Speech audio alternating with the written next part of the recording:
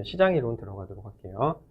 자, 여기 수요 곡선에 대해서도 공부를 했고요. 자, 이제 공급 곡선을 도출할 수 있는 한계 비용까지 공부를 하셨기 때문에 시장에서 벌어지게 되는 일을 살펴보도록 하겠습니다. 자, 그런데 이제 현실에서 존재하는 시장은 그 경쟁 구도에 따라서 크게 네 가지로 구분할 수가 있거든요. 첫 번째는 여기 15장이죠. 여기서 보시는 완전 경쟁 시장이 있겠고, 다음에는 독점 시장, 그 다음에 과점 시장 이렇게 있습니다. 마지막으로는 이제 독점적 경쟁 시장이 있는데, 독점적 경쟁 시장은 이름에서 느껴지는 것처럼 독점 시장과 완전 경쟁 시장의 특성이 좀 혼재되어 있는 그런 특수한 형태의 시장이다라고 보시면 될 것 같습니다. 자, 그럼 우리 이론적으로 순서상 가장 먼저 배치가 되어 있는 이 완전 경쟁 시장부터 설명을 드리도록 할게요.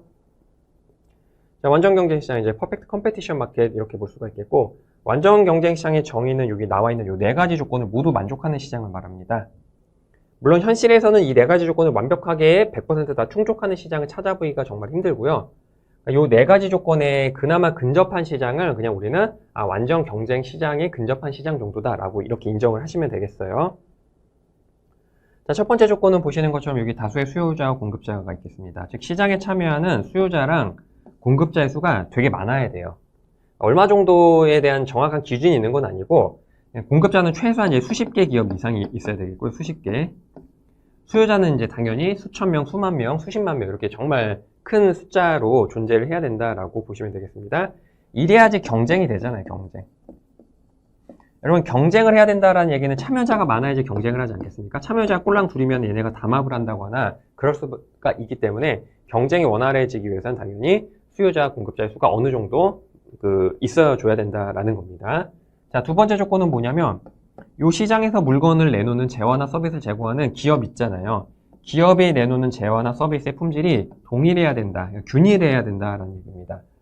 물론 현실적으로는 각 기업이 제공하는 서비스라든가 재화의 품질이라는 이런 게 약간 미세하게 차이가 있어야 되는데 그 차이의 정도가 그렇게 크지 않아야 된다. 그러니까 마트에 갔는데 A사 제품이 있고 B사 제품이 있고 C사 제품이 있는데 소비자가 느끼기에 뭐 요거나 뭐 그렇게 큰 차이가 없어 보인다라고 느껴야 된다라는 겁니다. 이게 동질한 제품이다라는 특성이 있어야 돼요.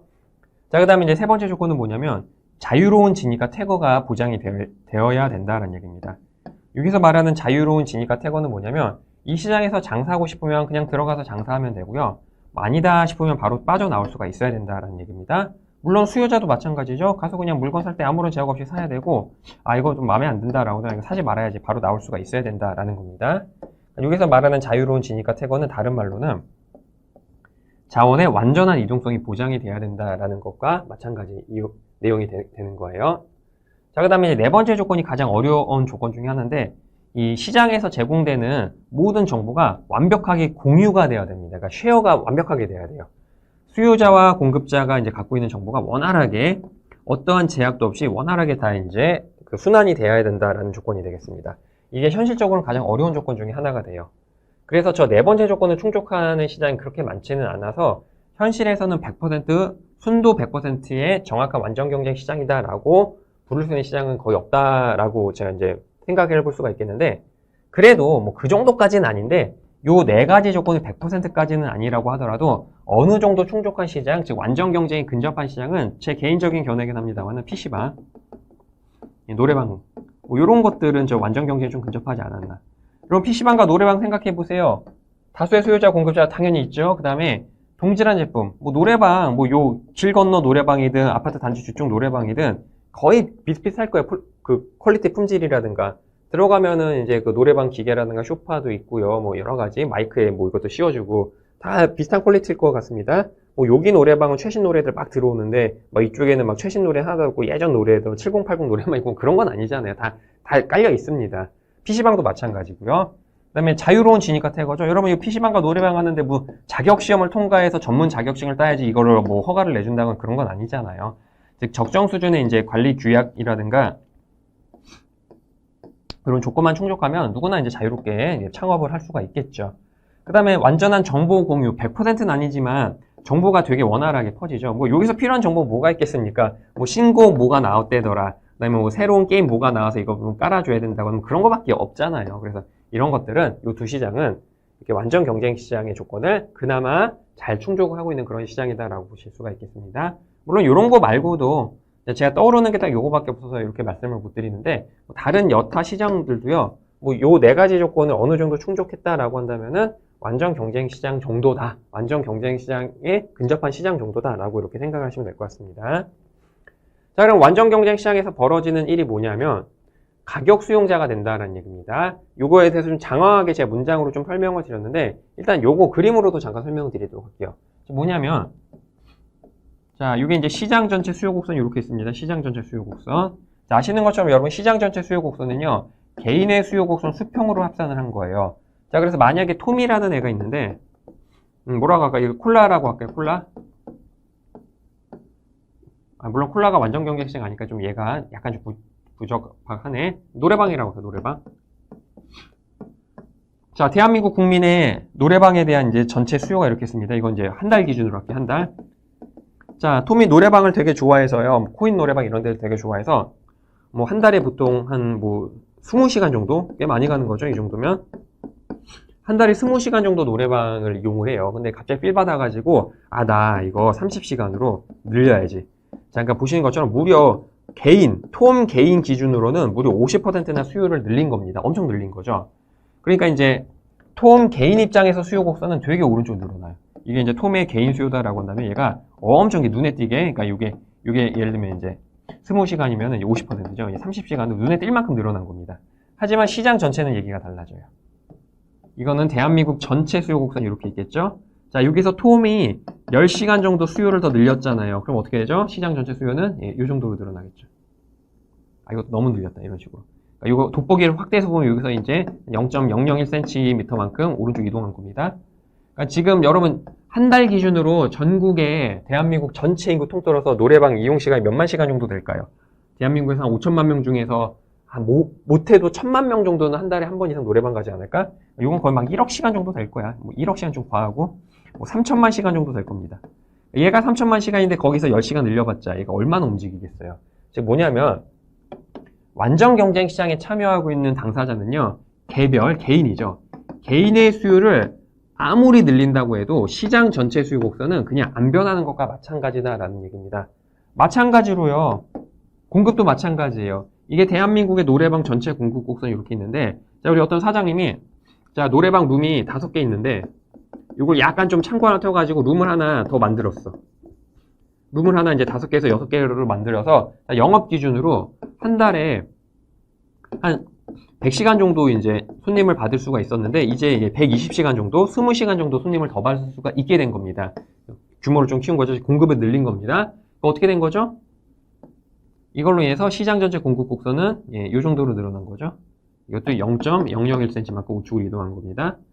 즉 뭐냐면 완전 경쟁 시장에 참여하고 있는 개별 수요자라든가 개별 공급자들은요. 자신의 개인에 대한 수요, 그러니까 인디비주얼 약자로 쓴 겁니다. 인디비주얼, 개인이라는 뜻입니다.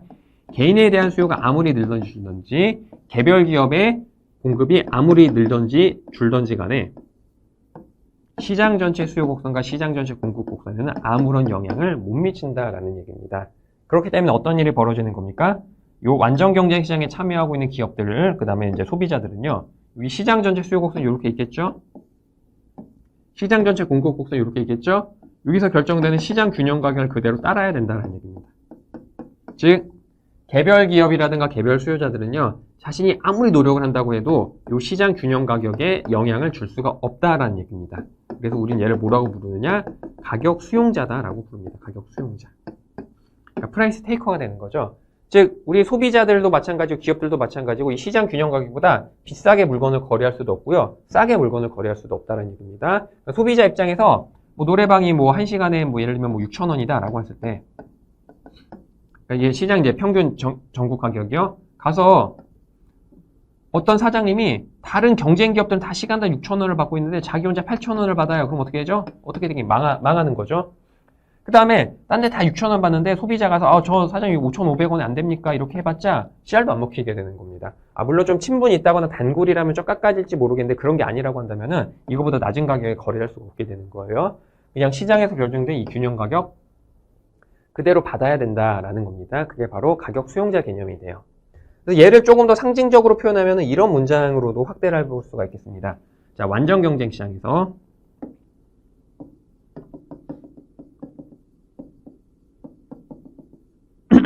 자, 완전 경쟁 시장에서 개별 기업이 직면한 수요 곡선.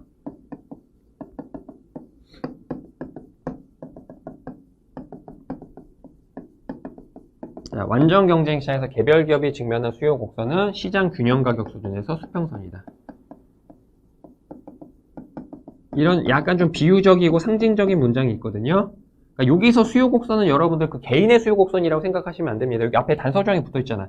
개별 기업이 직면한 수요 곡선이다라는 거예요. 그러니까 약간 좀 되게 비유적이고 은유적인 표현인데, 이 개별 기업이 직면한 수요 곡선은 뭐냐면 진짜 수요 곡선이다라는 것보다는 이걸 보도록 할게요. 자, 우리 노래방 사장님이 노래방을 이제 1시간에 6,000원을 받기로 했어요. 시간당 6,000원입니다. 그랬더니 손님이 그래서 한 100명 정도, 100시간이죠. 그러니까 한 사람당 1시간씩 쓴다고 가정할게요. 자, 100명 정도 이렇게 손님이 몰렸어요. 그러니까 우리 사장님은 요점에서 지금 장사를 하고 있는 겁니다. 요점에서 장사를 하는데 완전 경쟁 시장에 직면하고 있는데 우리 사장님이 노래방 가격을, 시간당 가격을 6,001원으로 딱 1원만큼, 살짝 1원만큼 올린 거예요. 여러분, 살짝 여기. 6,000원이 딱 여기인데 그래서 딱 1원만큼 올린 겁니다. 그러니까 어떻게 되죠? 손님이 제로. 아무도 안 오는 거야. 왜? 딴 데 바로 옆에 길 건너에 여전히 6,000원의 시장 균형 가격 유지하고 있는 노래방이 수두룩하게 있거든. 근데 굳이 여길 갈 필요가 없잖아. 아까 말씀드렸죠? 완전 경쟁 시장은 노래방마다 퀄리티가 다 똑같다고요. 여기가 뭐 퀄리티가 좀 더 좋다거나 서비스가 좋다거나 그런 것도 아니야. 다 똑같은 퀄리티인데 얘만 6,001원이고 딴 데 다 6,000원이야. 그럼 여기 안 가죠. 손님이 바로 제로가 돼버립니다. 여기 제로가 돼요. 그러니까 여기서 판매하던 게 가격을 살짝 1원만 올려도 바로 이렇게 급감을 해버린다는 얘기입니다.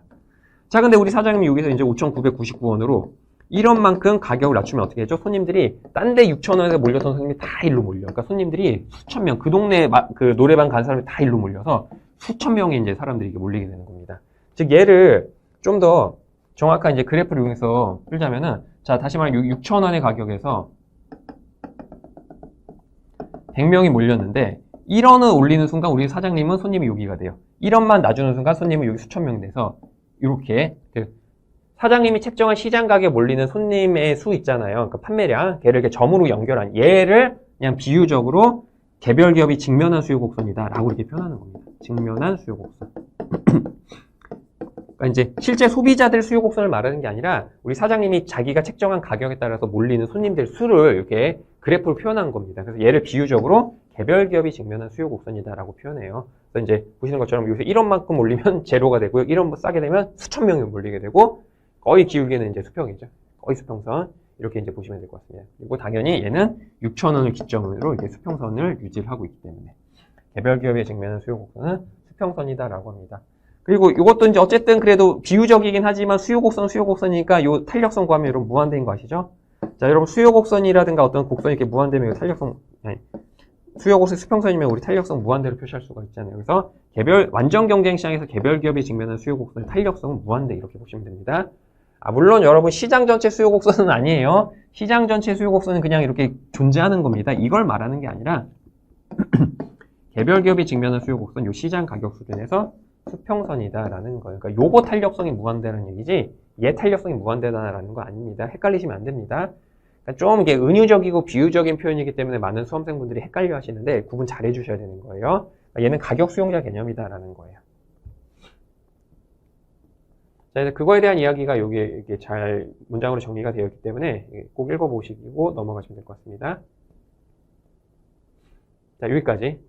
요걸 아까 제가 그림을 설명드렸던 거죠. 5,000원에서 1원만큼 올리면 손님이 제로가 되고요. 1원만큼 그 가격을 낮추면 손님이 수십만이 몰린다는 얘기입니다.